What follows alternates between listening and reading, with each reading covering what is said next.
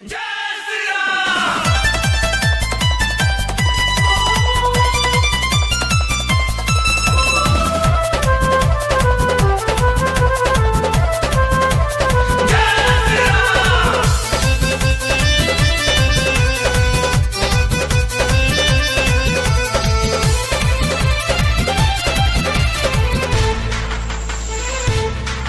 तो नील गगन में अपना स्वाभिमान बोलेगा, हिंदुस्तान का बच्चा बच्चा और जवान बोलेगा।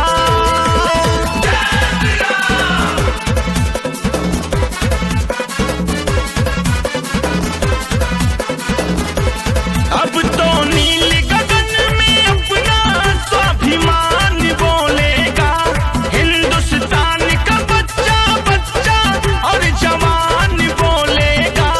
अब श्री राम का नाम भी पूरा पाकिस्तान बोलेगा, अब श्री राम का नाम भी पूरा पाकिस्तान बोलेगा।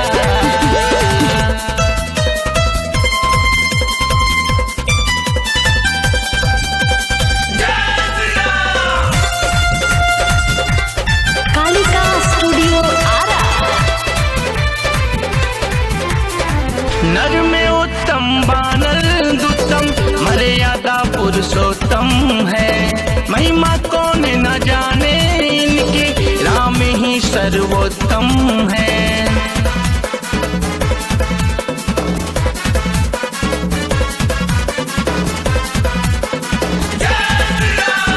नर में उत्तम बानर दुत्तम, मर्यादा पुरुषोत्तम है।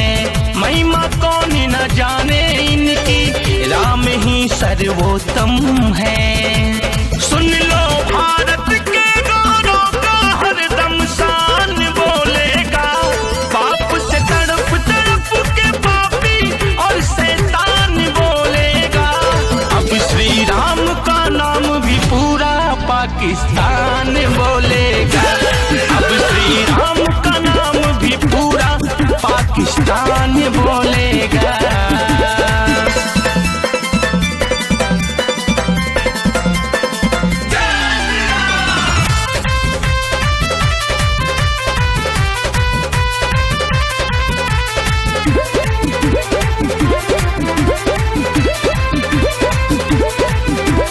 राम की रचना मई धरती पर राम ही रखवाला है। सात समंदर जिनके अंदर बहती अमृत धारा है।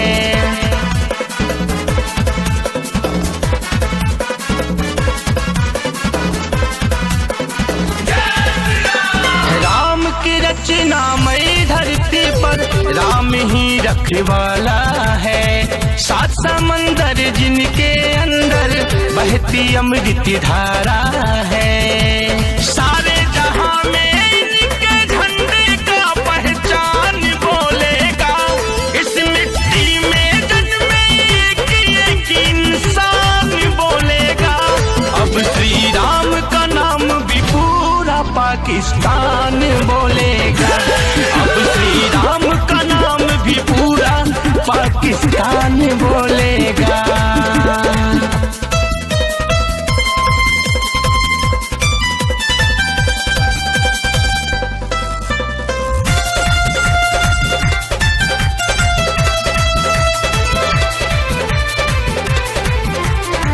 एक ही नाम है, एक ही नारा, हम सब भारतवासी हैं। रोम रोम में राम बसे हैं, राम के हम दासी हैं।